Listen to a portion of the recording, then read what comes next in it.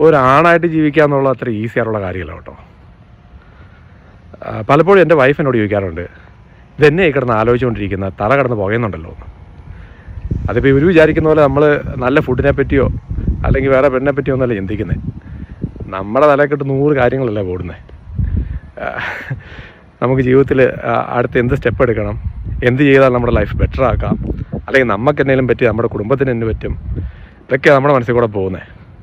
അതിപ്പം ഞാനെന്നല്ല, ഒരു കല്യാണം കഴിച്ച് ഒരു കൊച്ചൊക്കെ ആയി കഴിയുമ്പോൾ എല്ലാവരും ചിന്തിച്ചു പോകും. അല്ലെങ്കിൽ പിന്നെ വേറെ 2 ടൈപ്പുള്ള ആൾക്കാരായിരിക്കണം. അപ്പനും അമ്മയ്ക്ക് നല്ല കോടികൾ ഉണ്ടാക്കിയിട്ട് നമുക്കൊന്നും ചിന്തിക്കണം, ബിന്ദാസായിട്ട് ജീവിക്കുന്നവരാണെങ്കിൽ കുഴപ്പമില്ല.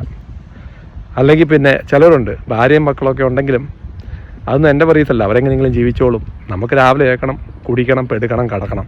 അങ്ങനെയുള്ളവരാണെങ്കിൽ അവർക്കും ചിന്തിക്കേണ്ട ആവശ്യമില്ല. അത് പിന്നെ നമ്മളെക്കൂട്ട് കുറച്ച് ആൾക്കാരുണ്ട്, അതായത് നമ്മുടെ കാര്യം നമ്മൾ തന്നെ ചെയ്തില്ലെങ്കിൽ ഒരു പട്ടി വന്ന് ചെയ്യത്തില്ലാത്ത കുറച്ച് ആൾക്കാരല്ലേ, നമ്മളൊക്കെ ചിന്തിച്ചു പോകും. പിന്നെ ഉണ്ടല്ലോ ഈ ഫിയർ ഓഫ് ഫെയിലിയർ എന്ന് പറഞ്ഞൊരു സംഭവം ഉണ്ടല്ലോ. ഒറ്റ ജീവിതമുള്ളൂ.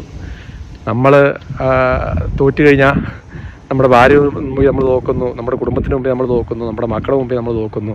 അത് മാത്രമല്ല, നമ്മൾ നോക്കുമ്പോൾ നമ്മൾ മാത്രമല്ല നോക്കുന്നത്, നമ്മുടെ കുടുംബം, നമ്മുടെ ഭാര്യ, മക്കൾ, അമ്മ, അപ്പൻ, നമ്മൾ ഇവരെല്ലാം അല്ലേ നോക്കുന്നത്. അപ്പം ഈ ഒരു ഫിയർ ഓഫ് ഫെയിലിയറും എല്ലാ ആണുങ്ങളുടെയും മനസ്സിലുണ്ട്. അത് ഞാൻ പറഞ്ഞാൽ ഇങ്ങനെ ചിന്തയും, അതായത് ജീവിതത്തിലോട്ട് മുമ്പിലോട്ട് വരണമെന്ന് ആഗ്രഹമുള്ളവരുടെ മനസ്സിലുള്ളൂ കേട്ടോ. അപ്പോൾ ഇതൊക്കെ തന്നെയാണല്ലോ നമ്മളെ രാവിലെ ആയിട്ട് ജോലിക്ക് വിടാൻ പ്രേരിപ്പിക്കുന്നതും നമുക്ക് ഇഷ്ടമില്ലാത്ത പല കാര്യങ്ങളും നമ്മൾ ചെയ്യാൻ നിർബന്ധരാകുന്ന ഇതൊക്കെ തന്നെ കാരണം നമുക്ക് ജീവിതത്തിൽ എങ്ങനെയെങ്കിലും മുമ്പോട്ട് വരണം എന്നുള്ളൊരു ആശ കൊണ്ടാണല്ലോ.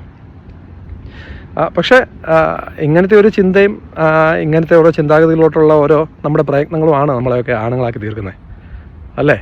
എനിവേ, ഒരാണായിട്ട് ജീവിക്കാൻ ഇച്ചിരി കഷ്ടപ്പാട് തന്നെയാണ്. ഇതിപ്പോൾ ആണുങ്ങൾക്ക് മാത്രമല്ല, എനിക്ക് തോന്നുന്നു ഇപ്പോഴത്തെ ഒരു പുതിയ കാലഘട്ടത്തിൽ പല പെണ്ണുങ്ങൾക്കും പല പെമ്മക്കും വീട്ടിൽ അപ്പനും ആൺമക്കളൊക്കെ ഉണ്ടെങ്കിലും അവർക്ക് ഇതുപോലത്തെ നല്ല റെസ്പോൺസിബിലിറ്റി ഉള്ളവരുണ്ട്. അതൊരു വേറെ ടോപ്പിക് തന്നെയാണ്.